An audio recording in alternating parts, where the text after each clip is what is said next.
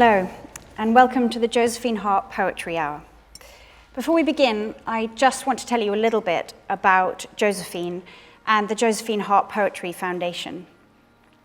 Josephine was an Irish novelist and a huge poetry advocate who believed really passionately in the power of poetry, and specifically the power of poetry in performance. For some 30 years before her untimely death in 2011, she staged hugely successful poetry hours in which she asked leading actors to read poetry, because she said the public performance of great poetry read aloud by great actors should be the norm. After her death, her husband Maurice created the foundation in her name to continue her work and to broaden her mission. So we support a number of charities and educational institutions that support poetry and performance, and the performers of poetry. So we give a scholarship to a student at RADA every year. We sponsor a week of teaching for the first year students at RADA so they can really immerse themselves in the art and craft of poetry and performance.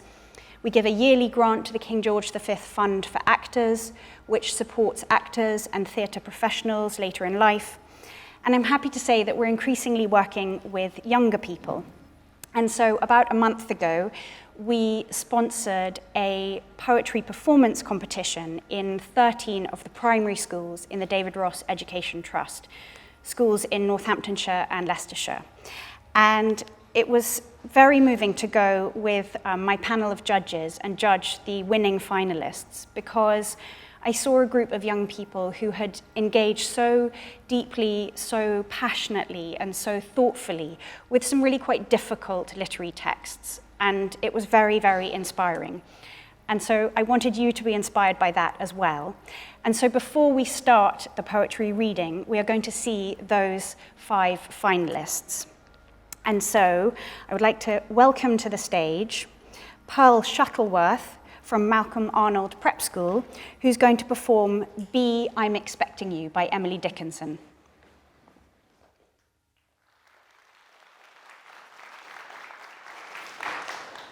Be, I'm Expecting You by Emily Dickinson. Be, I'm expecting you was saying yesterday to somebody you know that you were due. The frogs got home last week, are settled and at work, but mostly back. The clover, warm and thick. You'll get my letter by the 17th. Reply, or better, be with me. Yours, Fly.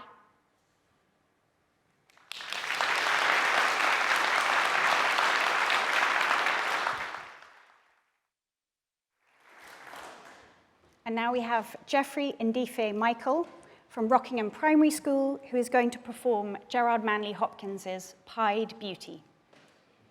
Glory be to God for dappled things, for skies of a coupled colour as a brinded cow, for rose walls all in stipple upon trout that swim, fresh fire coals, chestnut falls, finches' wings, landscape plotted, piece, fold, fallow, plough, and all trace their gears and tackle and trim. All things counter, original, spare, strange. Whatever is fickle, freckled, who knows how, with sweet, sour, swift, slow, a dazzle dim. He fathers forth whose beauty is past change. Praise him. Thank you.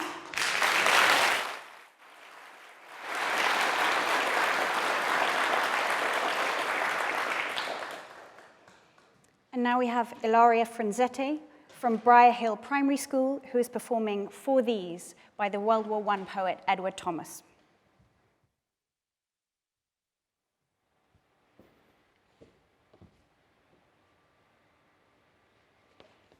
For These by Edward Thomas.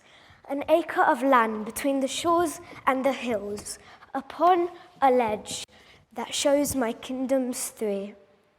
The lovely, visible earth and sky and sea, where what the coyote not, the farmer tilts, a house that shall love me as I love it, well hedged and honoured by a few ash trees that linnet, green finches and goldfinches shall often visit, make love in and flit. A garden I need never go beyond. Broken but neat, whose sunflowers every one are fit to be the sign of the rising sun, a spring, a brook to bend, or at least a pond. For this I ask not, but neither too late, nor yet too early for what men call content, and also something that may be sent. To be contented with, I ask a fate.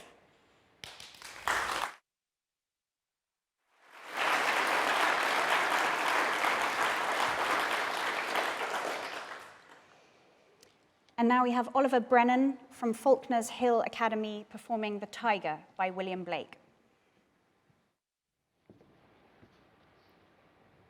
Tiger, tiger, burning bright in the forests of the night, what immortal hand or eye could frame thy fearful symmetry?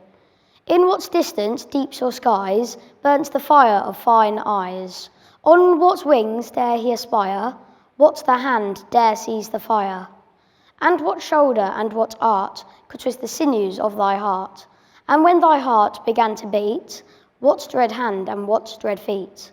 What the hammer, what the chain? In what furnace was thy brain? What the anvil, what dread grasp dare its deadly terrors clasp? As the stars threw down their spears and watered heaven with their tears, did he smile his work to see? Did he who make the lamb make thee? Tiger, tiger, burning bright in the forests of the night, what immortal hand or eye dare frame thy fearful symmetry?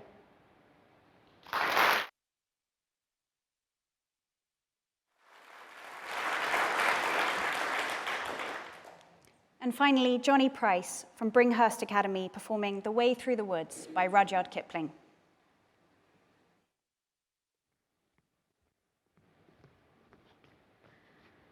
The Way Through the Woods by Rudyard Kipling. They shut the road through the woods 70 years ago. Weather and rain have undone it again, and now you would never know. There was once a road through the woods, before they planted the trees. It is underneath the coppice and heath and the thin anemones.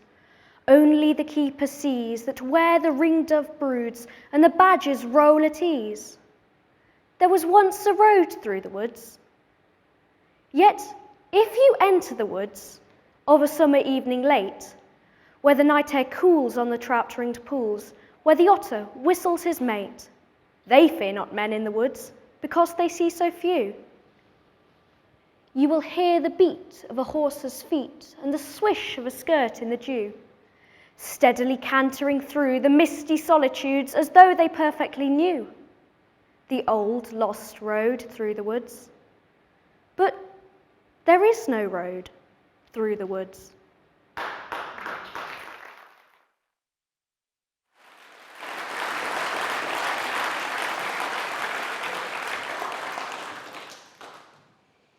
So now we'll begin our reading, and I'm going to read to you from the introductions that Josephine wrote when she created and curated these readings. Josephine wrote that poetry startles us into a more full sense of life, that it is a trinity of sound, sense, and sensibility, and that the sense of sound, what Robert Frost called the sound of sense, will be lost unless we hear it, language caught alive. W.H. Auden put it a little more bluntly when he said, "No poem which is not better heard than read is good poetry." Josephine believed that great poetry had to be read by great actors. She agreed with T.S. Eliot that poetry should be read to us by skilled readers, the feeling for syllable and rhythm penetrating far below the conscious level of thought and feeling, invigorating every word. So it gives me great pleasure to introduce our actors.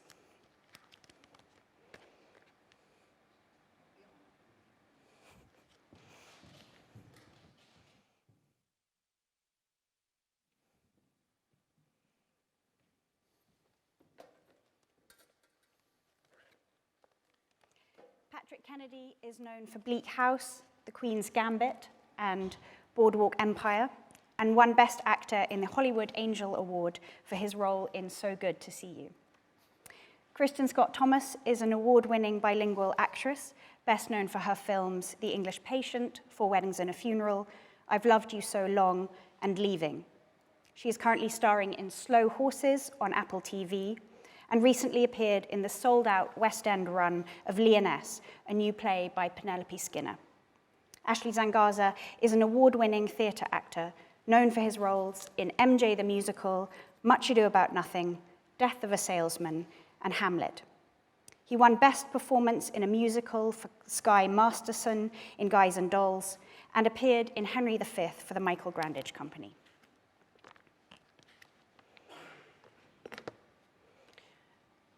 The story of life, Oscar Wilde said, began with a man and a woman in a garden. He omitted to mention the serpent, and thereby hangs a tale. Every story should have a beginning, a middle, and an end, although, as one person said, not necessarily in that order.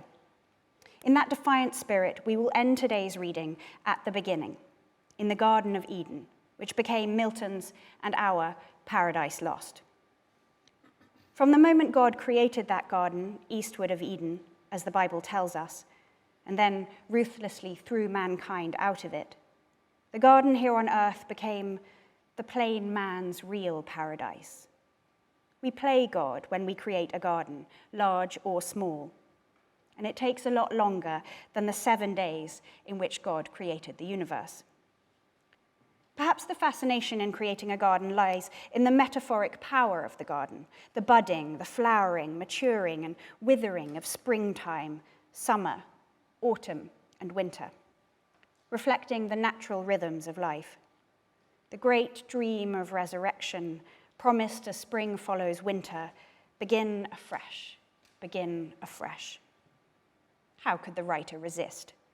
Poetic sensibility is particularly intense in the garden, and few poets, if any, have resisted, which made the selection for this poetry hour challenging.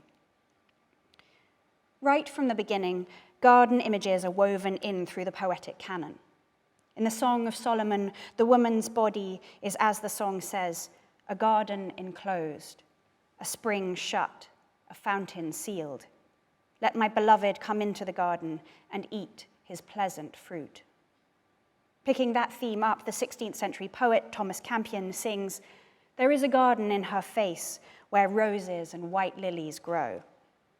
Shakespeare's Othello tells us, our bodies are our gardens, our will is our gardener. And he draws political lessons from the garden.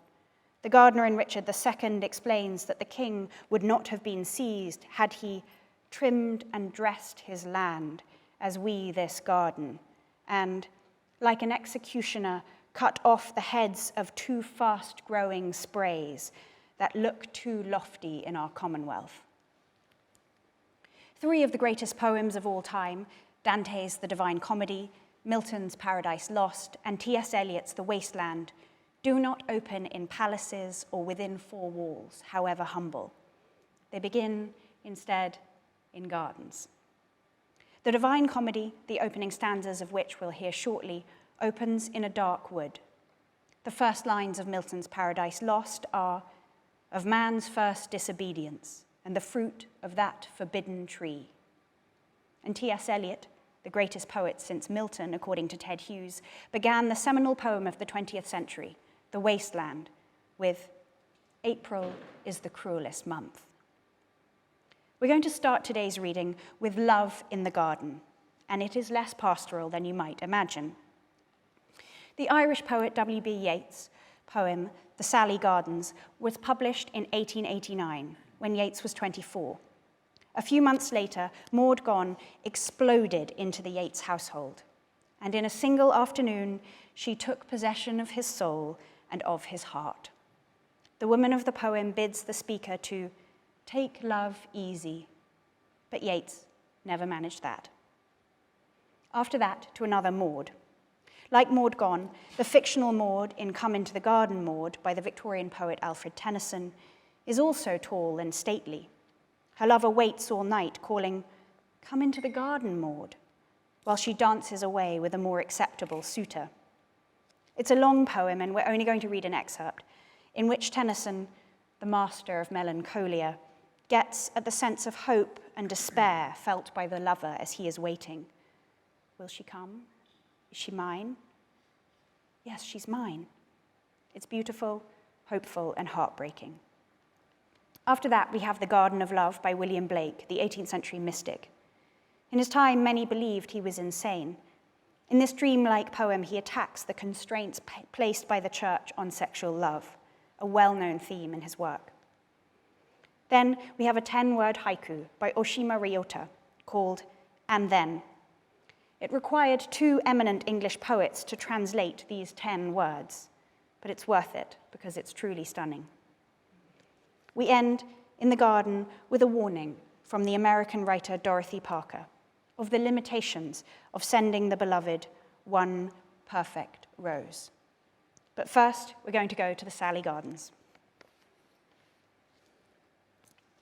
It was down by the Sally Gardens my love and I did meet. She crossed the Sally Gardens with little snow-white feet. She bid me take love easy, as the leaves grow on the tree. But I was young and foolish, and with her did not agree. In a field down by the river, my love and I did stand, and on my leaning shoulder she laid her snow-white hand. She bid me take life easy, as the grass grows on the weirs. But I was young and foolish, and now I'm full of tears. Down by the Sally Gardens, my love and I did meet. She crossed the Sally Gardens with little snow-white feet. She bid me take love easy, as the leaves grow on the tree. But I was young and foolish, and with her did not agree.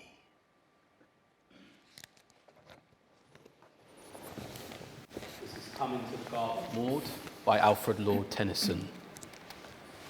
Come into the garden, Maud, for the black bat night has flown. Come into the garden, Maud, I am here at the gate alone. And the woodbine spices are wafted abroad, and the musk of the rose is blown. For a breeze of morning moves, and the planet of love is on high, beginning to faint in the light that she loves, on a bed of daffodil sky. To faint in the light of the sun she loves, to faint in his light and to die. All night have the roses heard the flute, violin, bassoon. All night has the casement jessamine stirred to the dancers dancing in tune, till a silence fell with the waking bird and a hush with the setting moon. I said to the lily, there is but one with whom she has heart to be gay. When will the dancers leave her alone? She is weary of dance and play. Now half to the setting moon are gone, and half to the rising day. Low on the sand and loud on the stone, the last wheel echoes away. I said to the rose, the brief night goes in babble and revel and wine. O young lord lover, what sighs are those for one that will never be thine, but mine, but mine. So I swear to the rose, forever and ever mine. And the soul of the rose went into my blood as the music clashed in the hall. And long by the garden lake I stood, for I heard your rivulet fall. From the lake to the meadow and onto the wood, our wood that is dearer than all. From the meadow your walks have left so sweet, that whenever a March wind sighs, he sets the jewel print of your feet in violets blue as your eyes, to the woody hollows in which we meet, and the valleys of paradise. The slender acacia would not shake one long milk bloom on the tree. The white lake blossom fell into the lake as the pimpernel dozed on the lea. But the rose was awake all night for your sake, knowing your promise to me. The lilies and roses were all awake. They sighed for the dawn and thee. Queen Rose of the rosebud garden of girls, come hither, the dances are done. In gloss of satin and glimmer of pearls, Queen Lily and Rose in one. Shine out, little head, sunning over with curls, to the flowers and be their sun. There has fallen a splendid tear from the passion flower at the gate. She is coming, my dove, my dear. She is coming, my life, my fate. The red rose cries, she is near, she is near. And the white rose weeps, she is late. The larkspur listens, I hear, I hear. And the lily whispers, I wait. She is coming, my own, my sweet. Were it ever so airy a tread, my heart would hear her and beat. Were it earth in an earthy bed, my dust would hear her and beat. Had I lain for a century dead, would start and tremble under her feet and blossom in purple and red.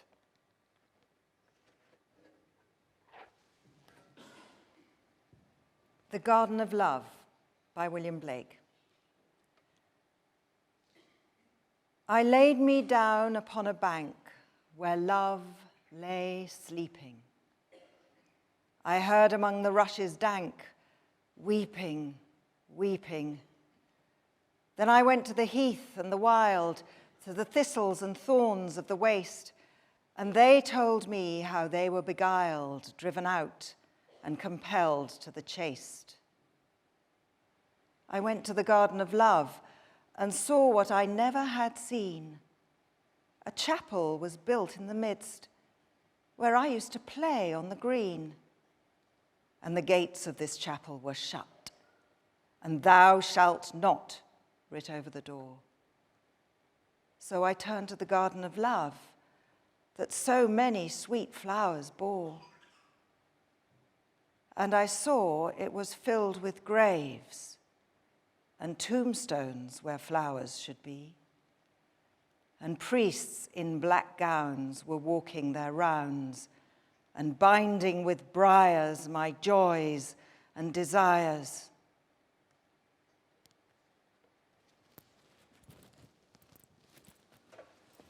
And Then, by Oshima Ryota, translated by Geoffrey Bowness and Anthony Thwaite. Bad-tempered, I got back. Then, in the garden, the willow tree.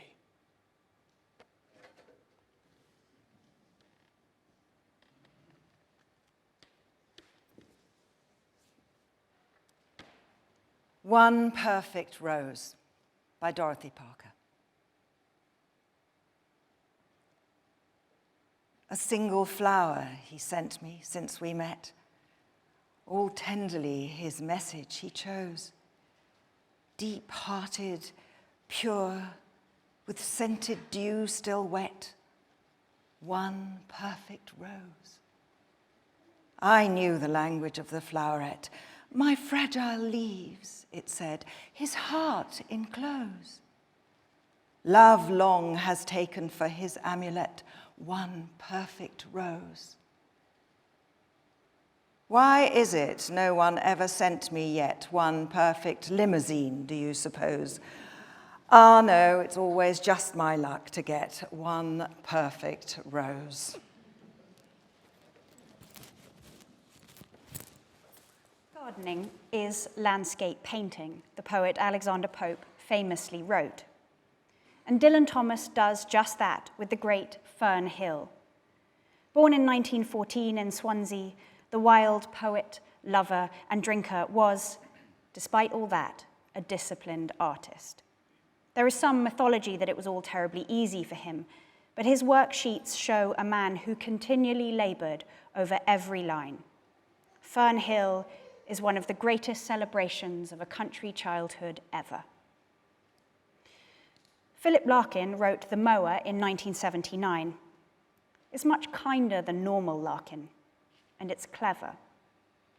Larkin had a pathological fear of death, and many of his friends during that period in the 70s had been very seriously ill. This poem is about death and the fear of death, but also about our relationship with the natural world. Then we come to one of the loveliest poems ever written, John Keats's Ode to a Nightingale.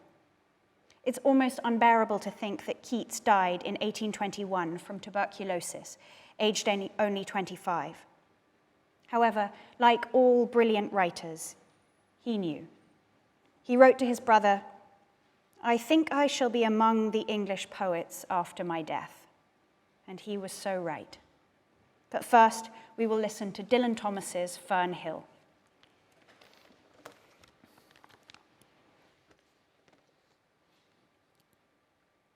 Now as I was young and easy under the apple boughs, about the lilting house, and happy as the grass was green, the night above the dingles starry, time let me hail and climb, golden in the heydays of his eyes.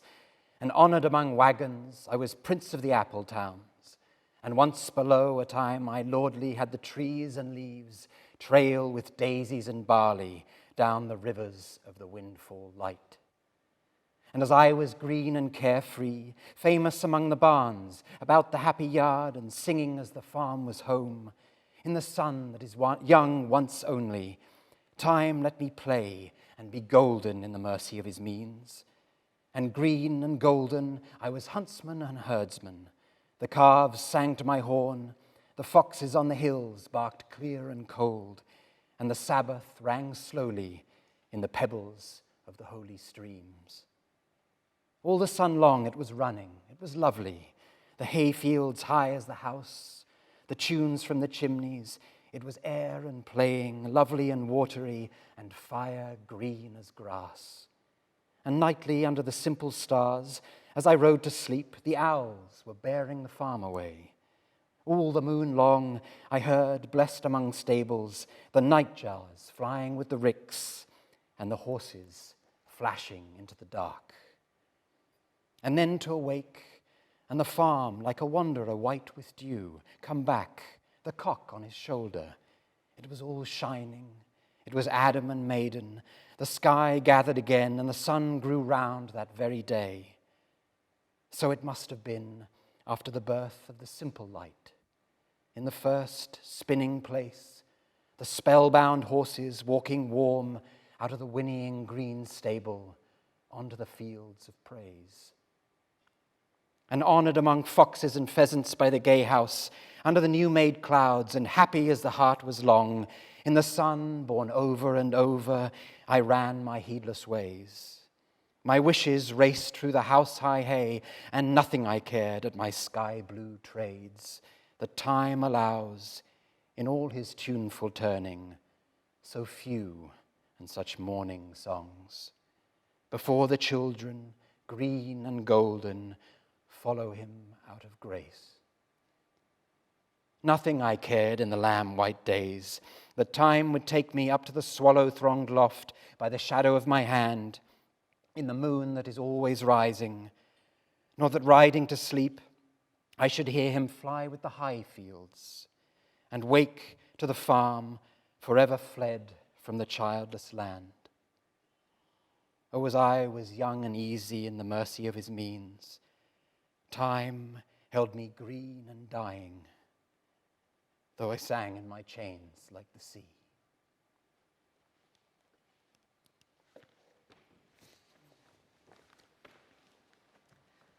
The Mower by Philip Larkin.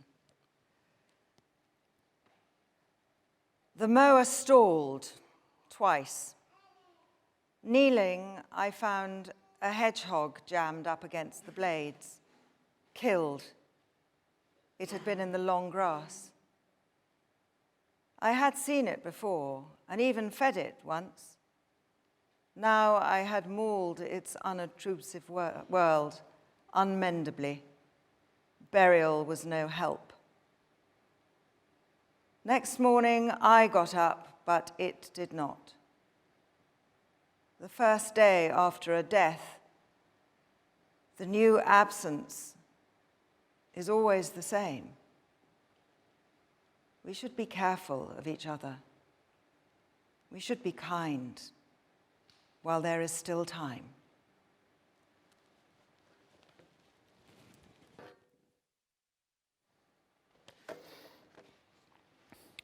Ode to a Nightingale, John Keats. My heart aches, and a drowsy numbness pains my sense, as though of hemlock I had drunk, or emptied some dull opiate to the drains 1 minute past, and Leithwood had sunk. 'Tis not through envy of thy happy lot, but being too happy in thine happiness, that thou, light-winged dryad of the trees, in some melodious plot of beechen green and shadows numberless, singest of summer in full-throated ease. Oh, for a draught of vintage that hath been cooled a long age in the deep-delved earth, tasting of flora and the country green, dance and Provençal song and sunburnt mirth. Oh, for a beaker full of the warm south, full of the true, the blushful Hippocrene, with beaded bubbles winking at the brim and purple-stained mouth, that I might drink and leave the world unseen, and with thee fade away into the forest dim. Fade far away, dissolve, and quite forget that thou, what thou among the leaves hast never known, the weariness, the fever and the fret, here where men sit and hear each other groan, where palsy shakes a few sad last grey hairs, where youth grows pale and spectre thin and dies, where but to think is to be full of sorrow and leaden-eyed despairs, where beauty cannot keep her lustrous eyes, or new love pine at them beyond tomorrow. Away, away, for I will fly to thee, not charioted by Bacchus and his pards, but on the viewless wings of poesy. Though the dull brain perplexes and retards, already with thee, tender is the night, and haply the queen moon is on her throne, clustered around by all her starry fays. But here there is no light, save what from heaven is with the breezes blown through verdurous glooms and winding mossy ways.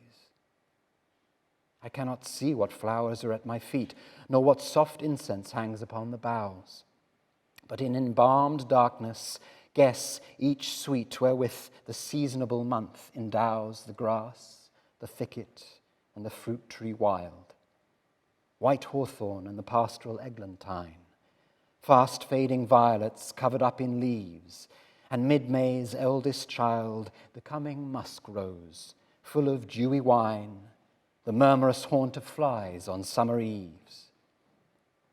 Darkling I listen, and for many a time I have been half in love with easeful death, called him soft names in many amused rhyme, to take into the air my quiet breath. Now more than ever seems it rich to die, to cease upon the midnight with no pain, while thou art pouring forth thy soul abroad in such an ecstasy. Still wouldst thou sing, and I have ears in vain, to thy high requiem become a sod. Thou wast not born for death, immortal bird. No hungry generations tread thee down. The voice I hear this passing night was heard in ancient days by emperor and clown. Perhaps the selfsame song that found a path through the sad heart of Ruth, when sick for home she stood in tears amid the alien corn. The same that ofttimes hath charmed magic casements, opening on the foam of perilous seas in fairy lands forlorn. Forlorn. The very word is like a bell to toll me back from thee to my sole self. Adieu, the fancy cannot cheat so well as she is famed to do, deceiving elf. Adieu, adieu, thy plaintive anthem fades past the near meadows, over the still stream, up the hillside, and now 'tis buried deep in the next valley glades. Was it a vision or a waking dream? Fled is that music. Do I wake or sleep? Our next section is Gardens of the Imagination. The first poem is one of the most mysterious poems T.S. Eliot wrote, and it has baffled readers for years. It's called Usk. When the poem talks of the white hart, we're not talking about the heart. We're talking about the male deer. What is the white hart behind the white well? What exactly does he mean by, I gently dip, but not too deep? It's a very haunting poem. Then we have Pied Beauty by Gerard Manley Hopkins. Hopkins, like Blake, was an ecstatic born in a family of Anglicans, but became a Catholic. Like all ecstatics, he probably wished to be a saint. He became a Jesuit and symbolically burnt his poems, but thankfully, many of them remain.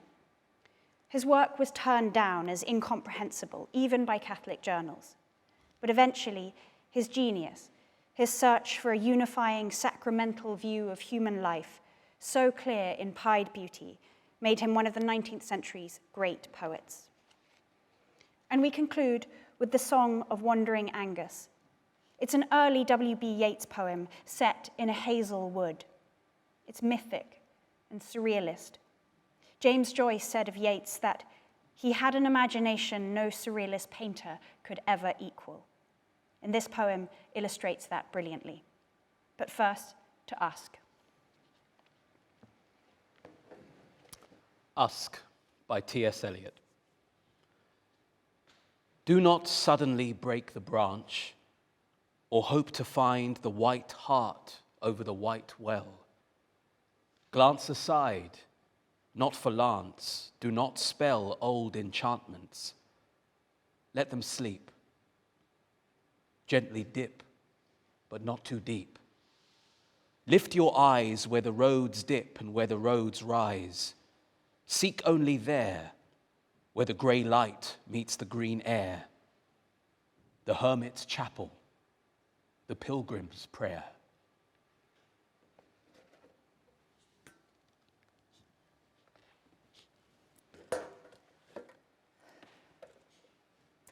Pied Beauty by Gerard Manley Hopkins.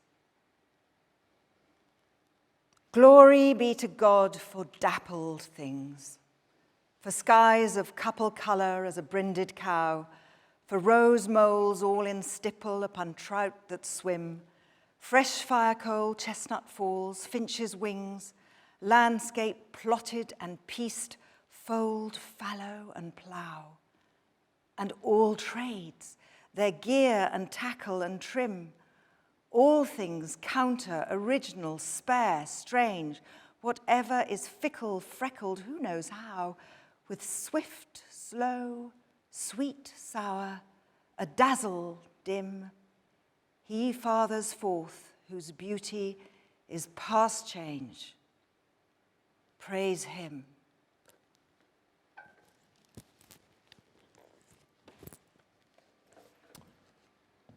The Song of the Wandering Angus by W.B. Yeats.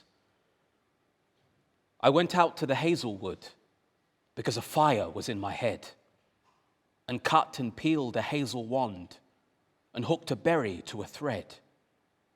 And when white moths were on the wing, and moth-like stars were flickering out, I dropped the berry in a stream, and caught a little silver trout.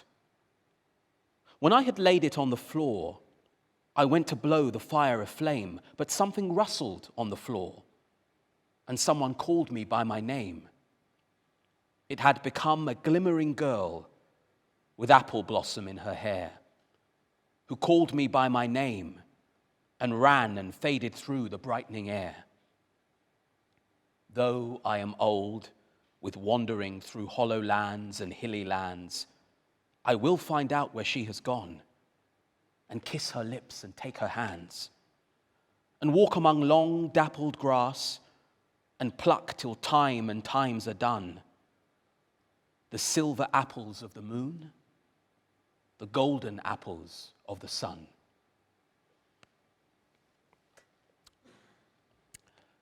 A Dedication to My Wife by T.S. Eliot.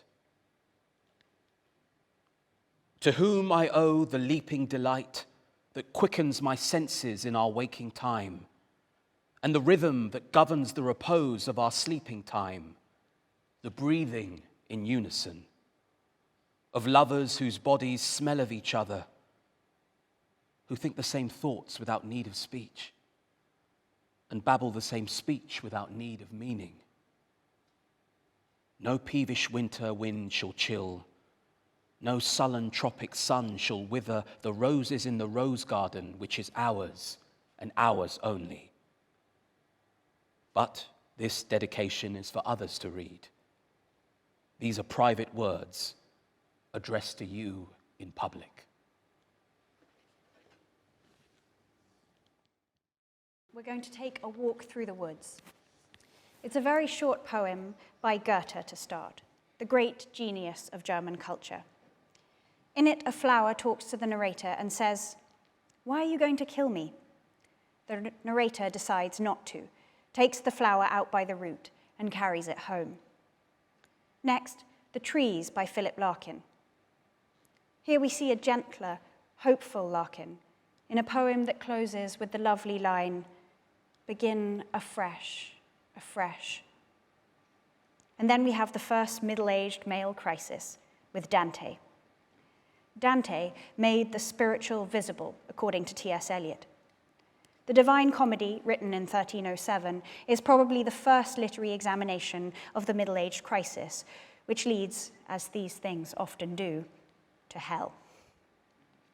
Finally, in this section, we have The Road Not Taken by Robert Frost, who finds himself perplexed in a wood. It is an evocative poem which encapsulates many of life's irrevocable choices. But first, to Found.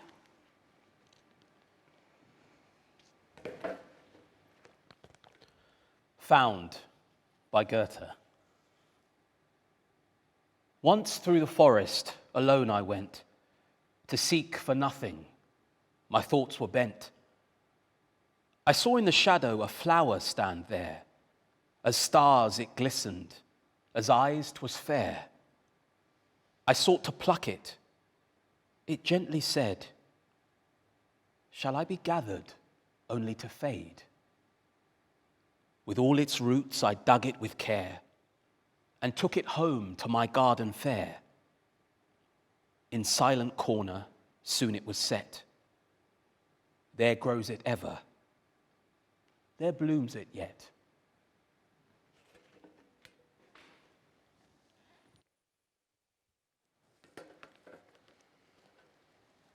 The Trees, Philip Larkin. The trees are coming into leaf, like something almost being said. The recent buds relax and spread. Their greenness is a kind of grief. Is it that they are born again and we grow old? No, they die too. Their yearly trick of looking new is written down in rings of grain. Yet still the unresting castles thresh in full-grown thickness every May.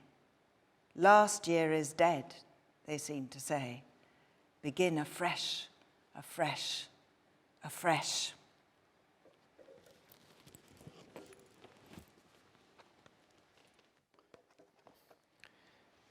The Divine Comedy, Canto 1 by Dante.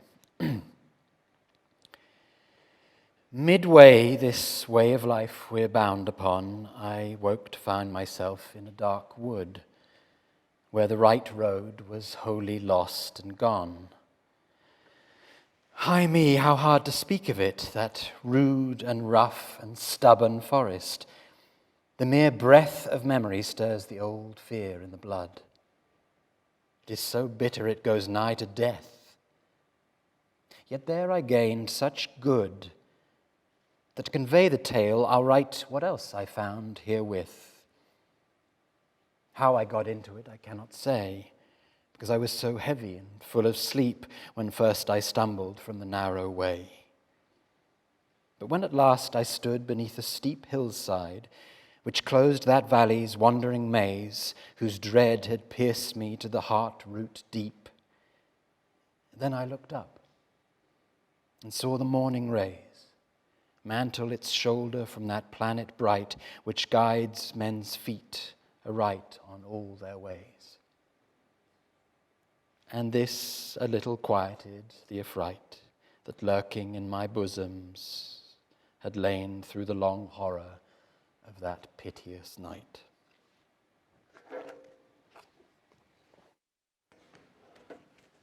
The Road Not Taken by Robert Frost. Two roads diverged in a yellow wood, and sorry I could not travel both and be one traveller. Long I stood and looked down one as far as I could to where it bent in the undergrowth. Then took the other as just as fair, and having perhaps the better claim, because it was grassy and wanted wear. Though as for that the passing there had warned them really about the same. And both that morning equally lay in leaves no step had trodden black. Oh, I kept the first for another day. Yet knowing how way leads on to way, I doubted if I should ever come back. I shall be telling this with a sigh, somewhere ages and ages hence. Two roads diverged in a wood, and I took the one less traveled by, and that has made all the difference.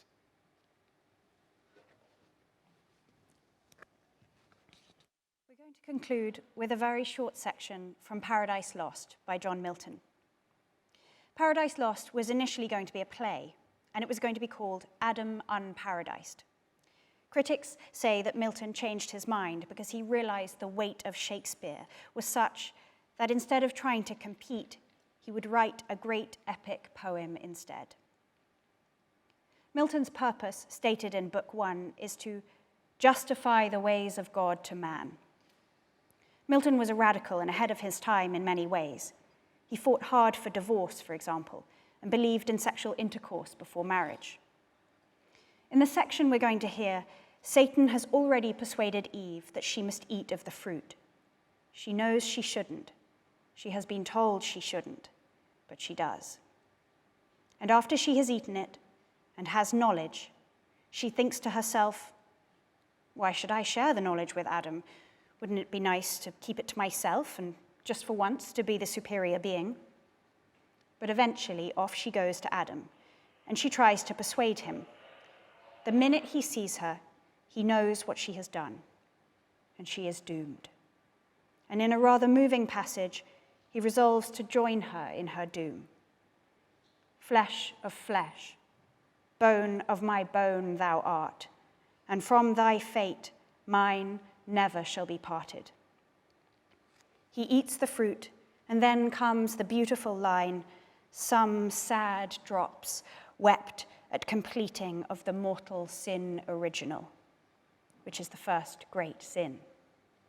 Immediately, carnal desire inflames him, and Eve responds, and Milton says, in lust they burn. They are off to a shady bank in the garden, which he beautifully describes. The first sexual encounter leads to the first post-coital guilt, which leads to the first post-coital blame game, and a row in which Adam berates her. If only you'd listen to me. The rows continue, as indeed they do for eternity. So we join Eve in the garden. She has eaten the fruit and is wondering if God has knowledge of this. And we meet her as she contemplates how she should behave when she returns to Adam. But to Adam, in what sort shall I appear? Shall I to him make known as yet my change, and give him to partake full happiness with me? Or rather not, but keep the odds of knowledge in my power without co-partner, and so to add what wants in female sex, the more to draw his love, and render me more equal, and perhaps a thing not undesirable, sometime superior, for inferior who is free. This may be well, but what if God hath seen, and death ensue? Then I shall be no more, and Adam wedded to another Eve shall live with her enjoying. I extinct, a death to think. Confirmed then I resolve, Adam shall share with me in bliss or woe, so dear I love him, that with him all deaths I could endure, without him live no life. So saying, from the tree her steps she turned, to him she hasted, in her face excuse, came prologue and apology to prompt, which with bland words at will she thus addressed. Hast thou not wondered, Adam, at my stay? Thee I have missed, and thought it long deprived thy presence, agony of love, till now not felt, nor shall be twice, for never more I mean to try what rash untried I saw. The pain of absence from thy sight, but strange hath been the cause, and wonderful to hear, this tree is not, as we are told, a tree of danger tasted, nor to evil unknown opening the way, but of divine effect, to open eyes and make them gods who taste, and hath been tasted such. The serpent, wise, or not restrained as we, or not obeying, hath eaten of the fruit, and is become not dead, as we are threatened, but thenceforth endued with human voice and human sense, reasoning to admiration, and with me persuasively hath so prevailed that I have also tasted and have also found the effects to correspond. Opener mine eyes dim erst, dilated spirits, ampler heart, and growing up to Godhead, which for thee chiefly I sought, without thee can despise. For bliss, as thou hast part, to me is bliss, tedious unshared with thee, and odious soon. Thou therefore also taste, that equal lot may join us, equal joy as equal love, least thou not tasting, different degree disjoin us, and I then too late renounce deity for thee, when fate will not permit. Thus Eve, with countenance blithe, her story told, but in her cheek distemper flushing glowed. On the other side, Adam, soon as he heard the fatal trespass done by Eve, amazed, speechless he stood and pale, till thus at length, first to himself, he inward silence broke.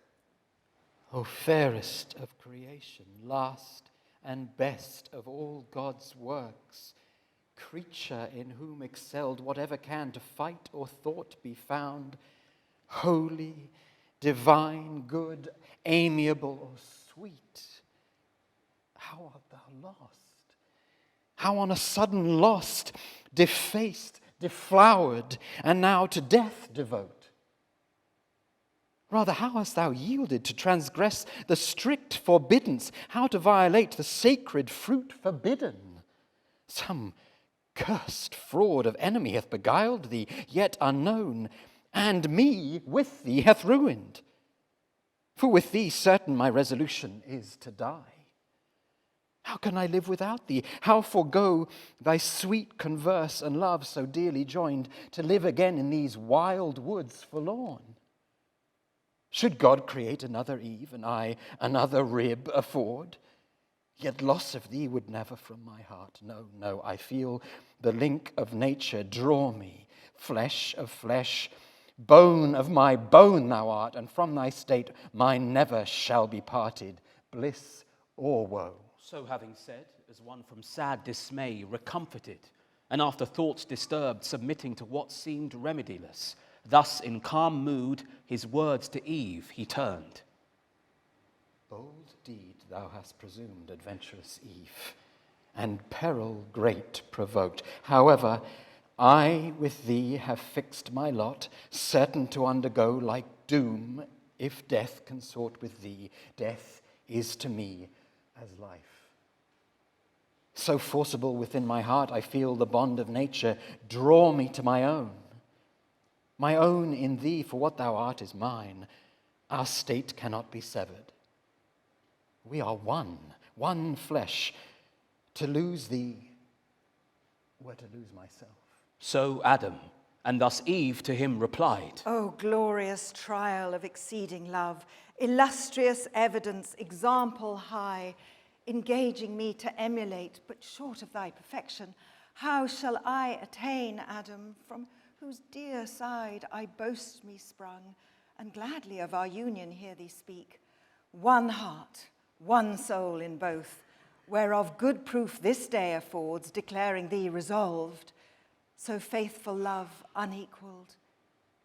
But I feel far otherwise the event, not death, but life augmented, opened eyes, new hopes, new joys, taste so divine that what of sweet before hath touched my sense flat seems to this, and harsh. On my experience, Adam, freely taste, and fear of death deliver to the winds. So saying, she embraced him, and for joy tenderly wept, much won that he his love had so ennobled, as of choice to incur divine displeasure for her sake or death. In recompense, for such compliance bad, such recompense best merits. From the bough she gave him of that fair, enticing fruit with liberal hand. He scrupled not to eat against his better knowledge, not deceived, but fondly overcome with female charm. Earth trembled from her entrails, as again in pangs, and nature gave a second groan. Sky lowered, and muttering thunder, some sad drops wept at completing of the mortal sin original, while Adam took no thought, eating his fill, nor Eve to iterate her former trespass feared, the more to soothe him with her loved society, that now, as with new wine intoxicated both, they swim in mirth, and fancy that they feel divinity within them breeding wings, wherewith to scorn the earth.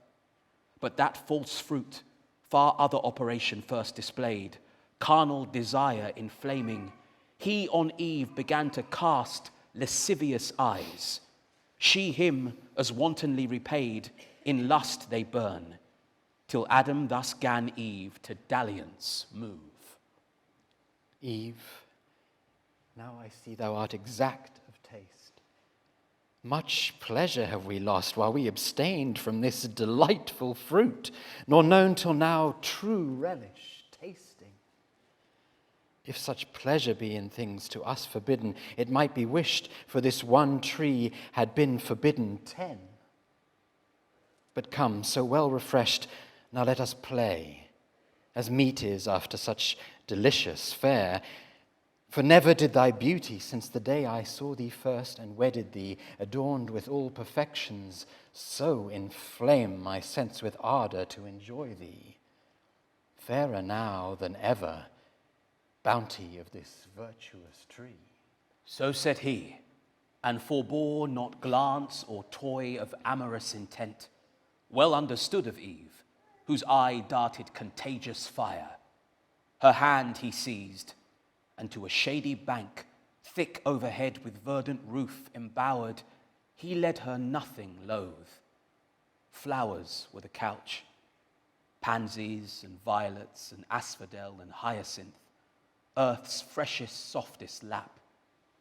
There they their fill of love and love's disport took largely, of their mutual guilt the seal, the solace of their sin, till dewy sleep oppressed them, wearied with their amorous play. Soon as the force of that fallacious fruit had left them, up they rose as from unrest, and each the other viewing, soon found their eyes how opened, and their minds how darkened. Innocence, that as a veil had shadowed them from knowing ill, was gone. Confounded long they sat as struck and mute, till Adam, though not less than Eve abashed, at length gave utterance to these words constrained. O Eve, in evil hour thou didst give care to that false worm, of whomsoever taught to counterfeit man's voice, true in our fall, false in our promised rising.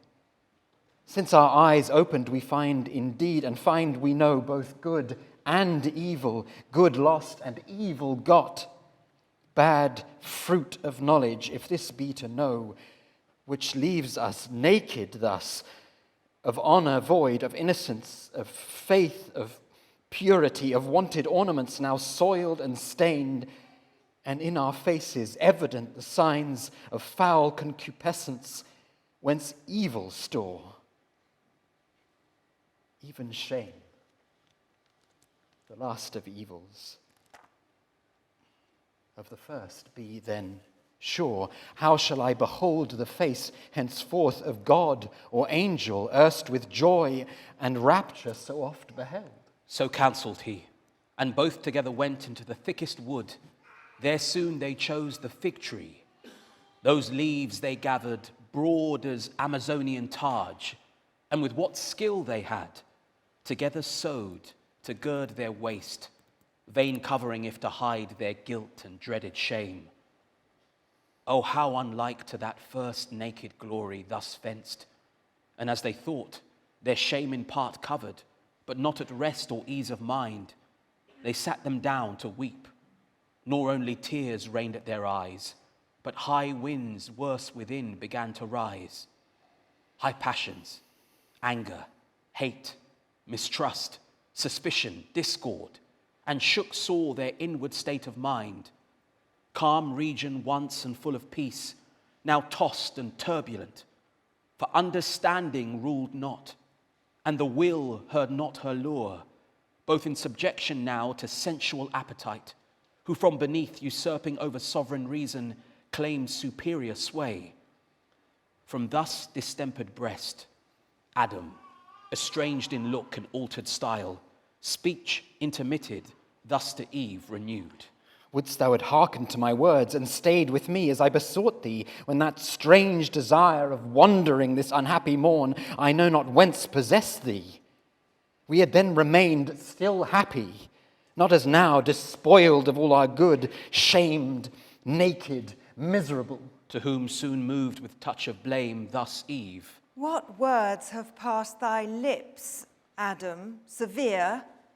Imputest thou that to my default or will of wandering, as thou call'st it, which who knows, but might as ill have happened thou being by, or to thyself perhaps, hadst thou been there, or hear the attempt, thou couldst not have discerned fraud in the serpent, speaking as he spake, no ground of enmity between us known, why he should mean me ill, or seek to harm. Was I to have never parted from thy side? As good have grown there still, a lifeless rib? Being as I am, why didst not thou, the head, command me absolutely not to go, going into such danger as thou saidst? Too facile then thou didst not much gainsay, nay, didst permit, approve, and fair dismiss. Hadst thou been firm and fixed in thy dissent, neither had I transgressed, nor thou with me. To whom then first incensed Adam replied. Is this the love, is this the recompense of mine to thee, ingrateful Eve, expressed immutable when thou wert lost? Not I, who might have lived, enjoyed immortal bliss, yet willingly chose rather death with thee. And am I now upbraided as the cause of thy transgressing? Not enough severe, it seems, in thy restraint. What could I more? I warned thee, I admonished thee, foretold the danger and the lurking enemy that lay in wait. Beyond this had been force, and force upon free will hath here no place. Thus they in mutual accusation spent the fruitless hours, but neither self-condemning, and of their vain contest appeared no end.